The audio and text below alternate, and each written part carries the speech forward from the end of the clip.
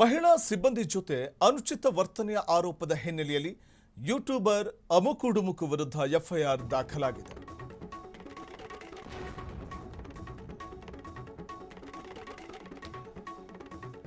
Manjunath alias ಅಮುಕುಡುಮುಕು ಎಂಬಾತನ ಒಬ್ಬ YouTuber ವಿರುದ್ಧ FIR ದಾಖಲಾಗಿದೆ.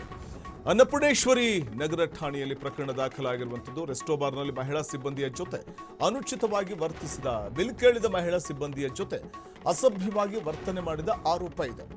ಈ ವೇಳೆ ಪಬ್ ಮ್ಯಾನೇಜರ್ ಮೇಲೂ ಕೂಡ ಹಲ್ಲೆಗೆ ಯತ್ನಿಸಿದ ಆರೋಪ ಇದೆ. ಮಂಜುನಾಥ್ ಅಲಿಯಾಸ್ ಅಮುಕುಡುಮುಕು ಹಾಗೂ ಆತನ ಸ್ನೇಹಿತರ ವಿರುದ್ಧ ಎಫ್ಐಆರ್ ಆಗಿದೆ. ವಿಚಾರಣೆಗೆ ಹಾಜರಾಗುವಂತೆ ಪೊಲೀಸರು ನೋಟಿಸ್ ಕೂಡ ಕೊಟ್ಟಿದ್ದಾರೆ.